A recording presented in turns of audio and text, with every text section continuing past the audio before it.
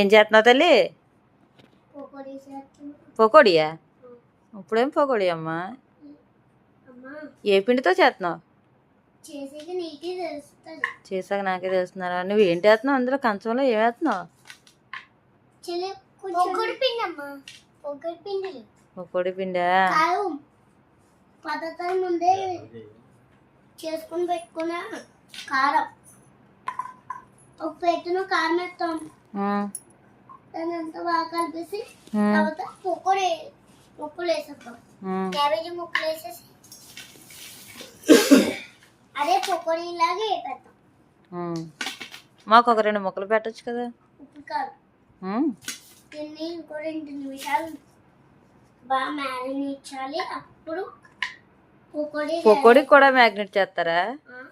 పకోడీ కూడా మ్యాగ్నెట్ చేస్తారా? ఏం చేస్తున్నావు నువ్వు? అది ఏటి కలుపుతున్నావు? పకోడీ కలుపుతున్నా. ఇది ఒకసారి ఫ్రిడ్జ్ లో పెట్టుకుంటా. ముందు మనం దాన్ని పెట్టేసుకుంటాం. ఎక్కడ పెట్టావు? ఫ్రిడ్జ్ లో పెట్టావా? ఇప్పుడు ఏం చేస్తావు? ఏం చేస్తున్నా? ఫ్రిడ్జ్ లో పెట్టేసావా? మరి ఇప్పుడు ఏం తెచ్చావు? ఆయిల్ వేసావా? ఆయిల్ వేసి బ్రేక్ తీసుకుంటావా? పిండి కలిపి తెచ్చేసుకుంటాం. ఆయిల్ మరుగుతుంది, ఆయిల్ మరిగికి పక్కన పెట్టి ఒకటి ముందు శనగపిండిలో ముంచాలి. అమ్మ దానికోసం ఇంకో ప్రాసెస్ ఉంది, పిండిలో ముంచుతాం. అయ్యో ఇది కూడా తెలియలేదే. ఇందులో శనగపిండి 1 కప్పు మిక్స్ చేసి చేస్తాను. ఓకే, దీన్ని ఇలా వదిలేసుకుందాం. వదిలేకూడదు. దీన్ని ఒక 2 గంటలు మూత పెట్టి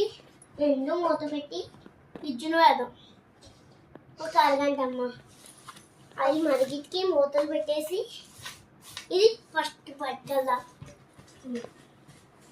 2 ఫ్రిడ్జ్లో పెట్టేస్తే కూల్ అయ్యాక తీసి దాన్ని పక్కన పెట్టుకోవడం, డిప్ చేసి వేసేద్దాం. మళ్ళీ ఫ్రిడ్జ్లో పెట్టి మళ్ళీ తీసి అవదు. తీసిన వెంటనే వేసేయాలి, లేదంటే ఆయిల్ ఇంకో 2 గంటల్లో మరుగుతుందని వదిలేస్తే ఎక్కువ మరుగుతుంది. అందుకే తీసిన వెంటనే వేసేయాలి.